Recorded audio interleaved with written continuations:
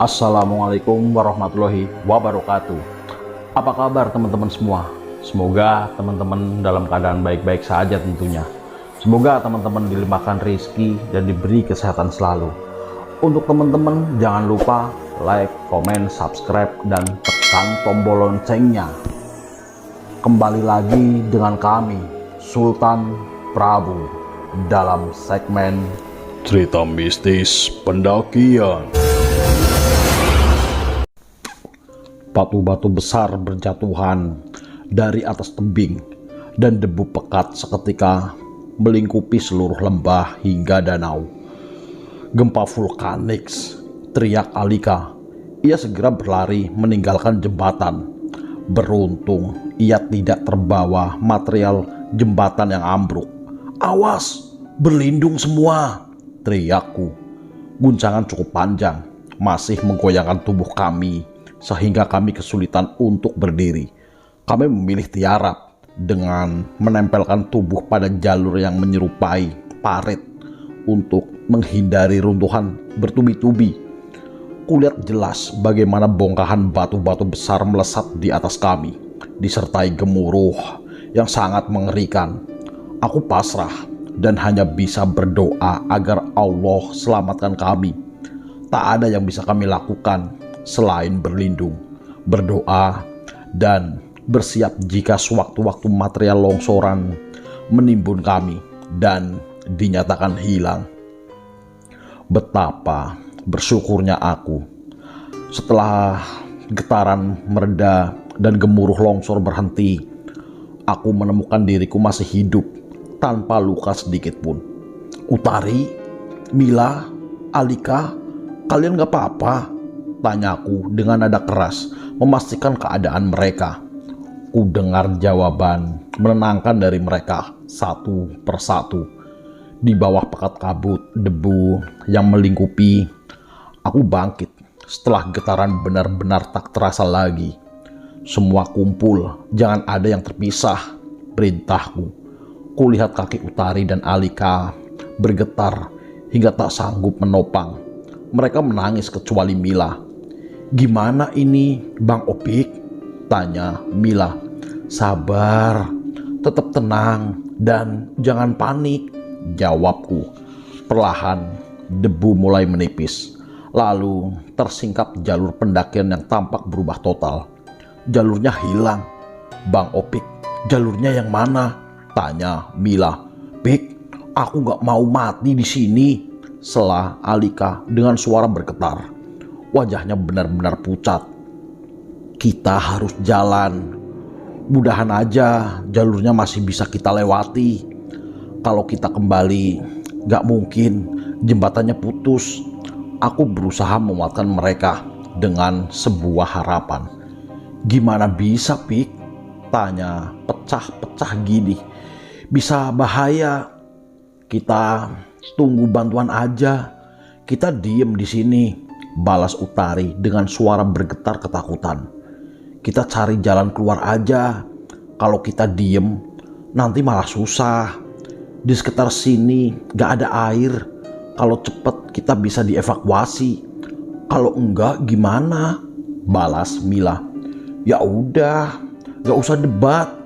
Aku yang pimpin. Kita duduk dulu. Kita minum. Tenangin diri," ucapku menegaskan. Alika menutupi apa yang ku katakan.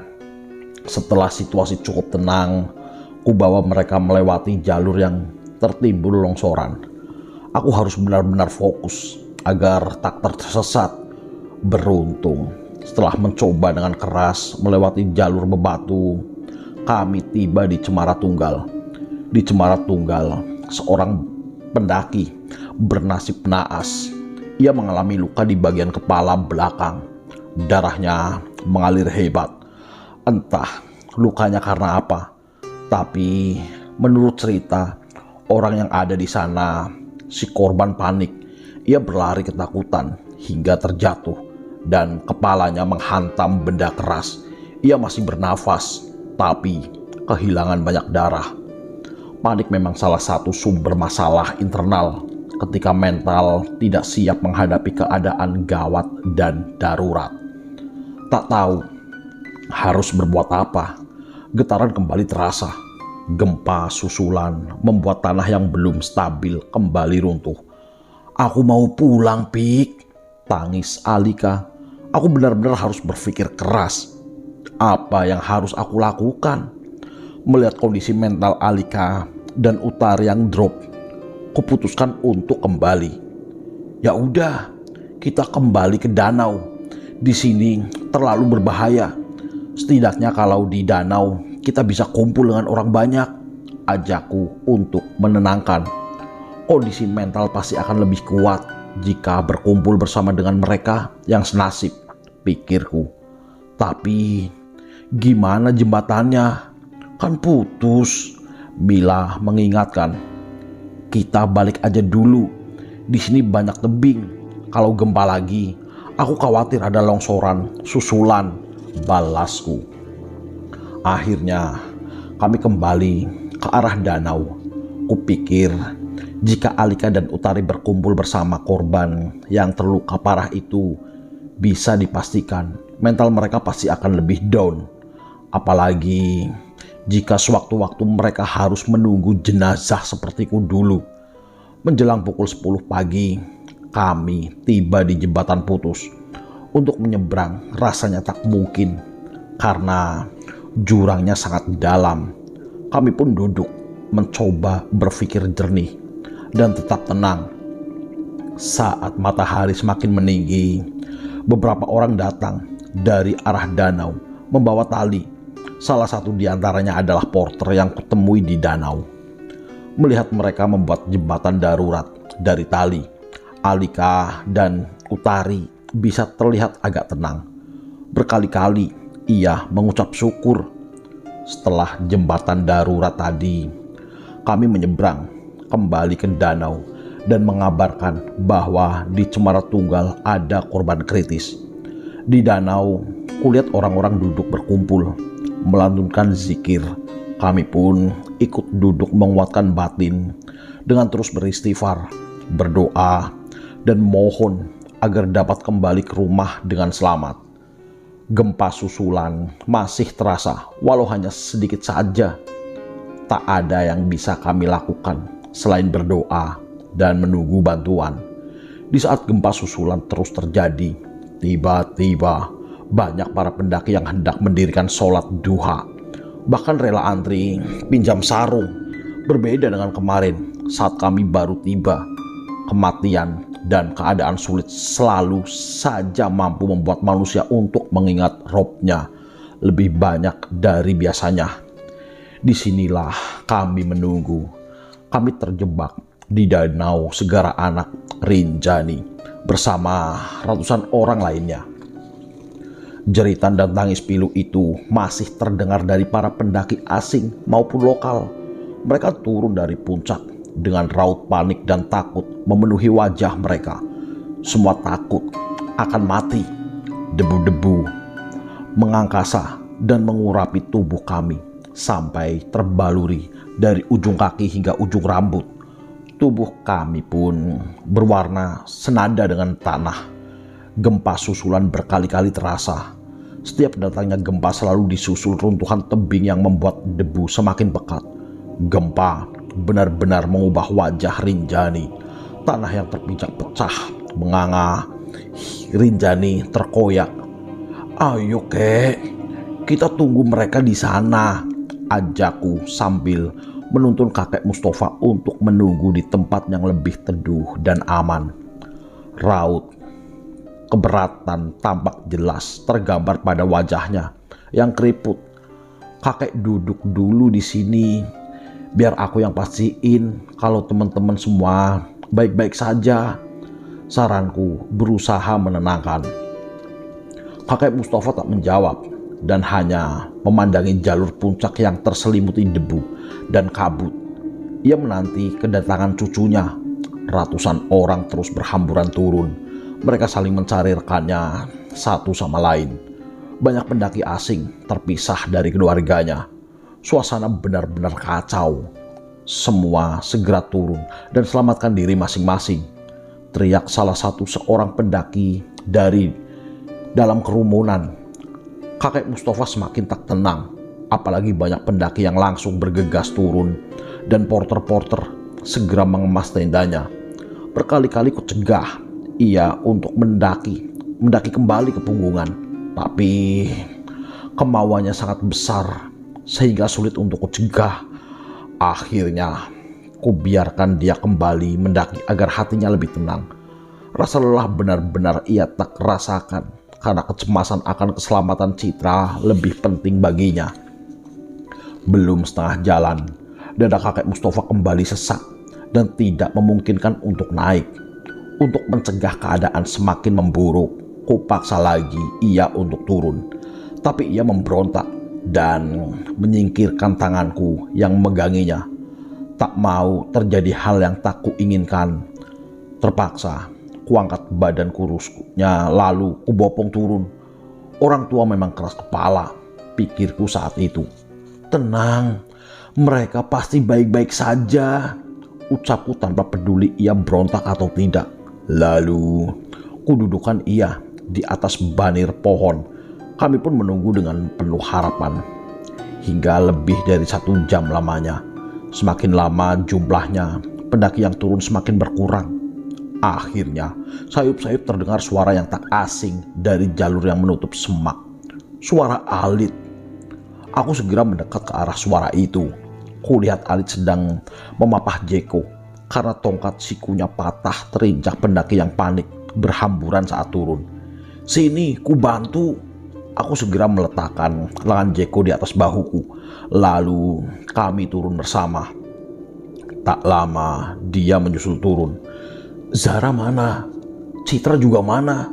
Tanya Alit dengan nafas terengah kepada dia. Kami terpisah di atas. Aku takut terinjak pendaki yang berlarian turun. Makanya gak berani lawan arus, jawab dia. Wajahnya basah karena peluh. Sementara itu, suara gemuruh longsoran masih terdengar. Ya udah, kita ke tempat yang aman dulu. Kita tunggu mereka di bawah sana. Di sana ada kakek Mustafa juga. Aku menyela.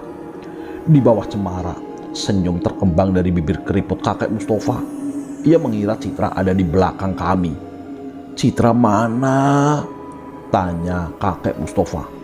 Ia langsung bangkit dari tempat duduk. Dia masih di atas, kek. Sepertinya sama Sahra, jawab dia. Kakek Mustafa kembali terduduk lemas. Bersamaan dengan itu, senyumnya pun turut memudar. Ia semakin cemas. Setiap ada pendaki yang turun, ia selalu bangkit, berharap yang muncul adalah Citra. Hingga hari semakin siang, tak ada tanda-tanda. Teman-teman, kita harus tetap tenang. Kita tunggu mereka kembali, baru kita turun, ucap Alit. Apa perlu kita naik lagi, Bang? Tanya dia pada Alit. Kita tunggu dulu. Normalnya untuk turun butuh waktu 2 jaman. Jika lewat dari itu, kita naik, jawabku menyela. Lalu kita harus ngapain sekarang? Tanya dia lagi. Gini aja, sambil nunggu. Sementara aku masak dulu untuk kita semua. Jika kita harus tetap jaga kondisi dan kita harus ada tenaga untuk naik lagi cari mereka, usulku. Apa nggak kelamaan, Bang? Tanya dia lagi. Kita usahakan cepet. Yang penting kita ada tenaga. Jangan paksakan diri kita untuk naik menolong sedangkan fisik kita tidak siap untuk itu. Mending sekarang semua tetap tenang. Kita masak segera biar Citra sama Sahra juga bisa langsung makan ntar kalau udah turun. Aku segera turun mengambil perlengkapan di dalam tenda. Matahari semakin meninggi dan mulai tergelincir. Tapi tak ada tanda-tanda pendaki menuruni punggungan lagi. Area perkemahan semakin sepi. Yang tersisa hanya sampah plastik, tertiup angin, dan tanah terbelah akibat gempa. Setelah makan, aku berinisiatif membungkus nasi dan telur untuk kubawa ke atas untuk Sahra dan Citra. Sudah pasti mereka sangat lapar dan haus. Akhirnya aku menaiki punggungan lagi bersama Alit. Setiba di punggungan sekitar pukul 2 siang, tak tampak adanya seorang pun pada jalur hingga ke puncak. Semua tampak sepi. Kami pun mencoba untuk melangkah lagi, menapaki jalur ke atas mencari keberadaan mereka. Tapi tak ada tanda-tanda. Di atas kami, matahari benar-benar sangat terik, menyengat, dan pasir-pasir memantulkan panas ke wajah. Tak ada awan yang menaungi sedikit pun. Tak kuat menahan panas, wajah Alit kembali turun untuk mencegah heatburn menyerang kami. Ku tahu heatburn dapat berakibat fatal pada kami karena suhu panas yang terlalu tinggi. Turun, Lit, terlalu panas, ajakku untuk mencegah hal yang buruk terjadi. Ku rasakan lubang hidung dan bibirku mengering karena angin kering dan panas. Apa gak dikit lagi, Bang? Tanya Alit. Ya udah, sampai batu sana. Soalnya jalur kan kelihatan jelas sampai puncak. Kalau mereka ada, pasti terlihat, ucapku yakin. Kami pun melangkah lagi hingga tempat yang kami sepakati, dan benar saja tak ada siapapun. Gak ada, Bang. Ya udah, kita turun, kata Alit. Kami pun kembali dengan nafas tersengal dan kulit memerah karena terbakar panas. Bisa dipastikan tak lama lagi kulit Ari di wajah akan mengelupas. Wajah kami benar-benar memerah. Apa mereka baik-baik saja, Bang? Tanya Alit. Berdoa saja, Lit. Mereka pasti kuat dan pasti berusaha mencari jalan. Kalau untuk jatuh ke jurang sepertinya nggak mungkin karena jalur cukup lebar, balasku yakin. Mereka pasti mampu bertahan. Ku yakin Sahra mampu. Setibanya kami di tempat teman-teman menunggu, kakek Mustafa segera bangkit. Ia terlihat sangat menanti kedatangan kami. Tapi kami harus sampaikan yang sebenarnya. Kami belum menemukan Sahra dan Citra. Maaf, Kek, kami belum temukan mereka, ucapku mengabarkan. Kakek Mustafa tertunduk menangis. Ku tahu bagaimana perasaannya. Saat hari semakin sore, tampak puluhan orang berseragam datang. Sudah jelas mereka datang untuk mengevakuasi pendaki yang masih terjebak. Jeko segera menghampiri tim evakuasi untuk mengabarkan 2 teman kami belum kembali dari puncak dan 3 orang di danau. Menurut tim evakuasi, ada lebih dari 500 orang terjebak di danau karena semua akses longsor. Beban pikiran kami bertambah berat. Selain Sahra dan Citra, kami juga belum tahu keadaan Opik, Mila, Alika, dan Utari di danau.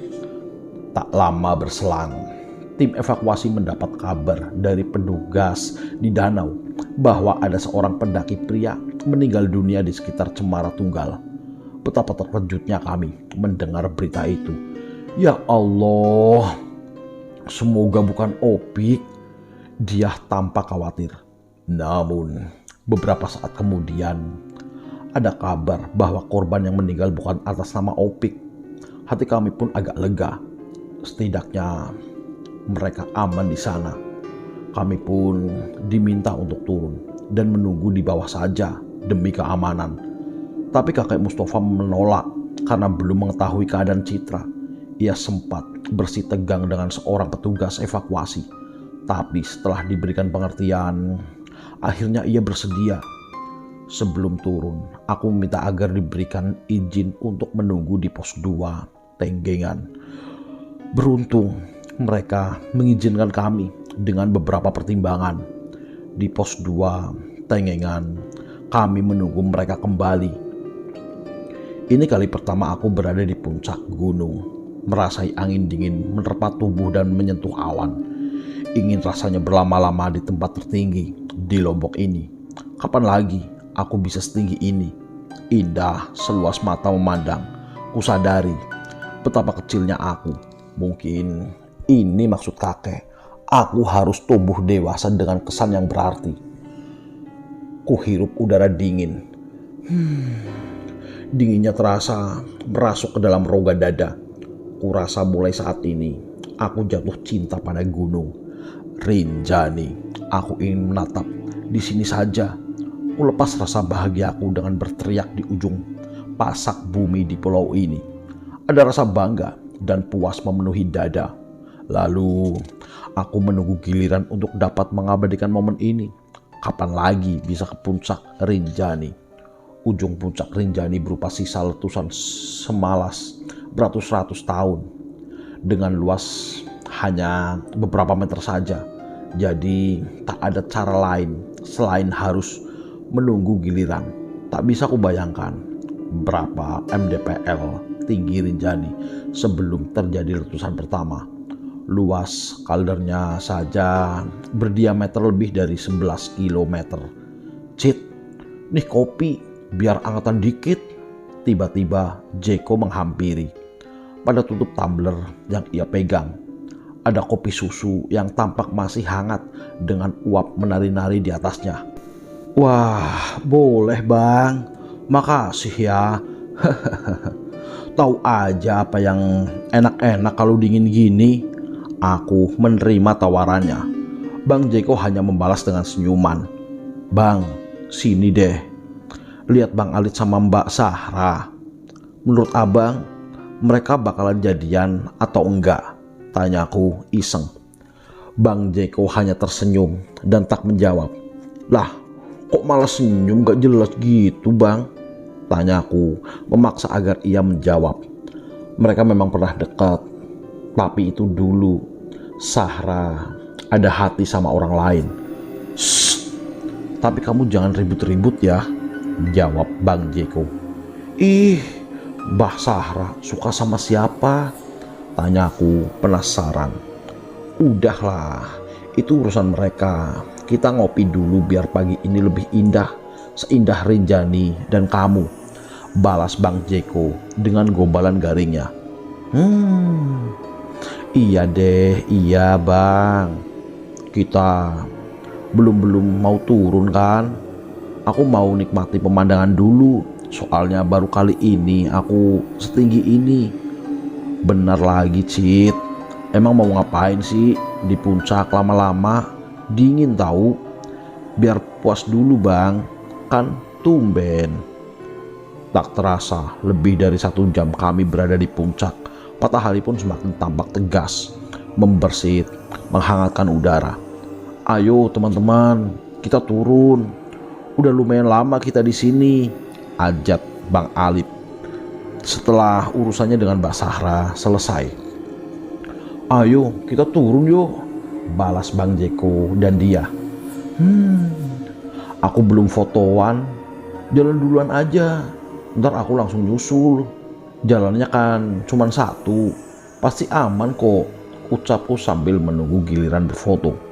Beberapa saat menunggu, akhirnya aku mendapat giliran berfoto memegang tiang bendera dan papan kecil bertuliskan Top Rinjani 3726 mdpl.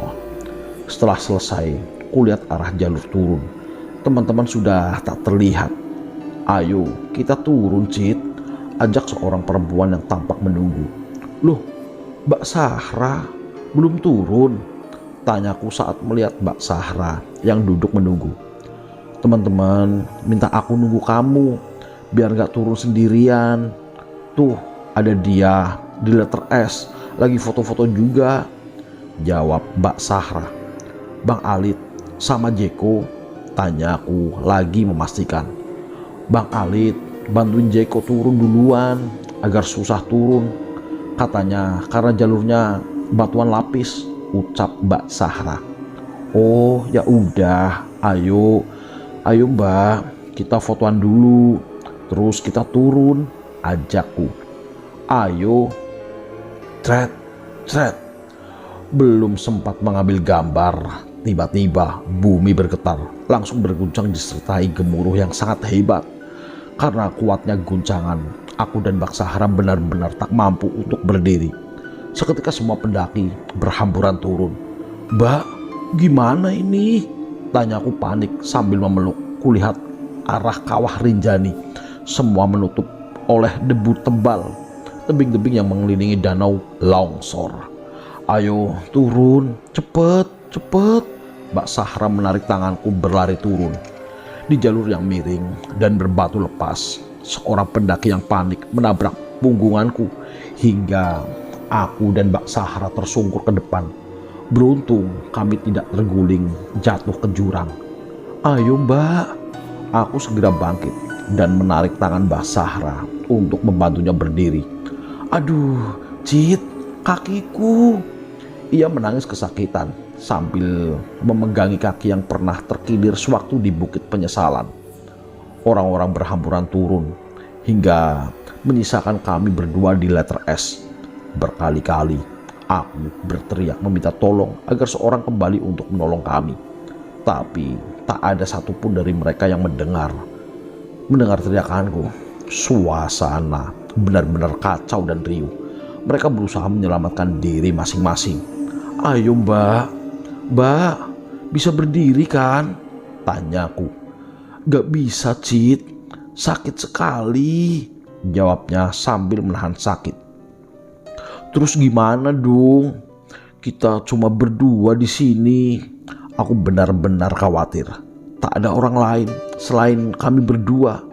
Tak lama, kakinya sedikit membengkak di bagian pergelangan.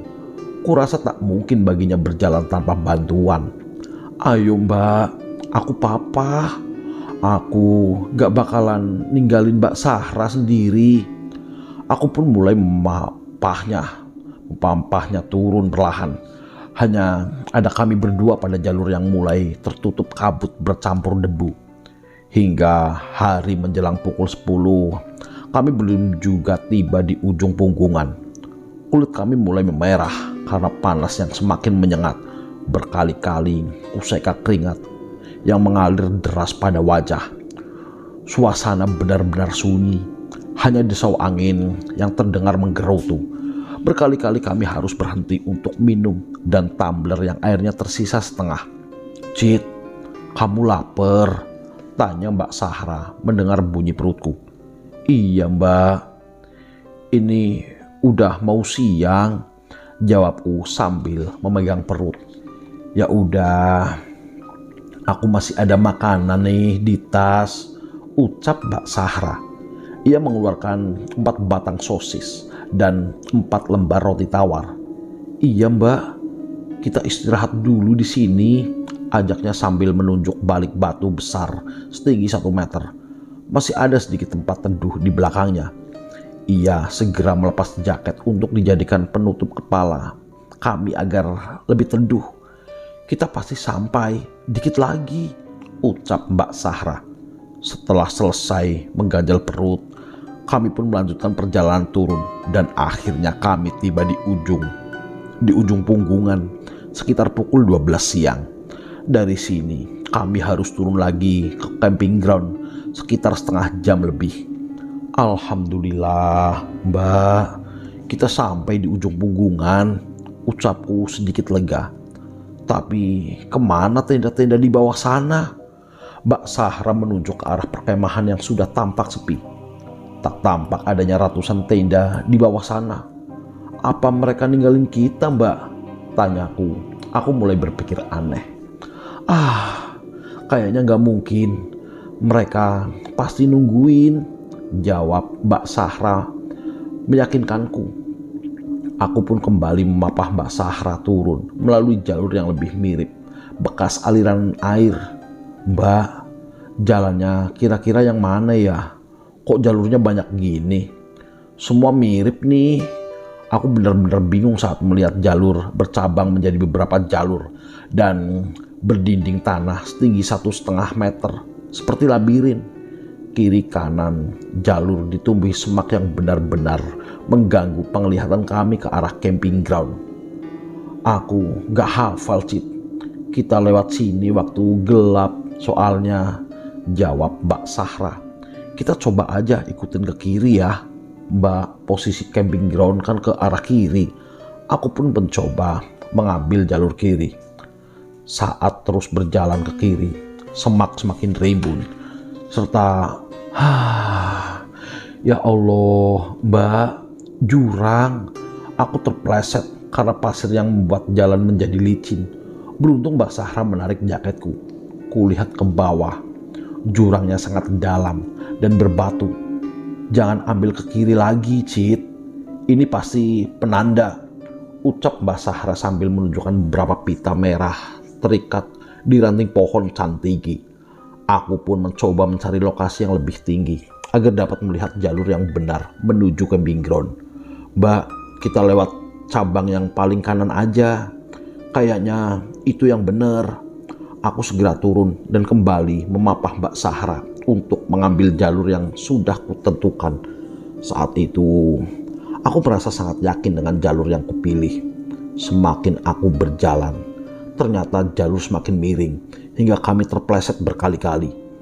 Apa kita nggak salah jalur, Cit? Ini kayak jalur air beneran. Aku juga bingung, Mbak. Kok kita kayak semakin jauh dari camping ground? Pengalaman kami berdua yang minim membuat kami melakukan kesalahan yang fatal. Karena putus asa untuk menaiki punggungan, kami memutuskan mengambil jalan pintas. Kulihat dari atas ada tanah landai di sebelah kanan jalur. Kupikir itu bisa memotong jarak turun ke jalur yang benar. Mbak, tadi kan kita lihat dari atas camping ground, sepi. Nah, gimana kalau kita ambil jalan pintas aja? Kayaknya kalau kita lewat sini, kita bisa langsung menuju ke jalur di bawah sana, usulku karena melihat jalur landai itu. Aku ikut aja, Cit. Kakiku sakit, balas Mbak Sahra. Akhirnya kami turun ke arah lembah yang tampak landai dari ketinggian. Semakin kami mengikuti jalur air itu, kami semakin yakin kalau jalur ini akan membawa kami ke jalur pendakian yang benar. Tapi saat kami semakin dalam, ternyata vegetasi semak belukar tumbuh lebih tinggi dari kami dan sangat rapat. Lah, jalurnya putus, Mbak, ucapku. Kita teriak minta tolong aja, usul Mbak Sahra. Tanpa aba-aba, kami berteriak meminta tolong berkali-kali, tapi tak terdengar ada balasan. Sepi dan sunyi, bahkan suara monyet pun tak terdengar. Desau angin membawa suara teriakan kami ke arah yang entah kami tersesat. Bayangan gunung semakin memanjang ke arah timur dan udara semakin mendingin. Tempat kami berada pun sudah tak mendapat sinar matahari karena terhalang bayangan gunung yang tinggi menjulang. Kurasakan telapak tanganku ikut dingin bersama dengan hilangnya hangat matahari. Mbak, kita istirahat dulu di sini. Capek, kirain kita bakalan bisa nembusin nih hutan. Ternyata setelah di sini baru ketahuan, kuusap peluh yang terus mengalir dari kening dan ujung hidungku. Luas banget nih hutan, ucapku lanjut. Kurasa aku ingin menyerah. Iya, penglihatan kita benar-benar ketipu dari jauh. Kirain jaraknya deket dan beneran landai, tapi kita salah, Cit, balas Mbak Sahra. Ia juga tampak kelelahan. Terus kita mesti gimana dan harus ngapain coba kalau udah begini? Tanyaku bingung. Ini benar-benar pengalaman pertamaku tersesat di hutan. Aku juga bingung gimana kita bisa cari jalan keluar. Kalau kembali ke tempat tadi, kayaknya nggak mungkin, terlalu suram. Sore menyapa. Kabut pun perlahan menyeliputi hutan. Hijauannya dedaunan tampak samar diselimuti putihnya kabut. Berhawa dingin. Karena lelah, kami memutuskan beristirahat di bawah pohon yang sangat besar. Banir pohon menyerupai dinding, membantu melindungi kami dari dinginnya angin yang datang menerpa dari segala arah. Kusandarkan punggung lelahku. Begitu nyaman, kurasa saat tulang-tulang punggungku meregang dan berbunyi. Angin sepoi menerpa wajah, merayu mata untuk terlelap. Kami tertidur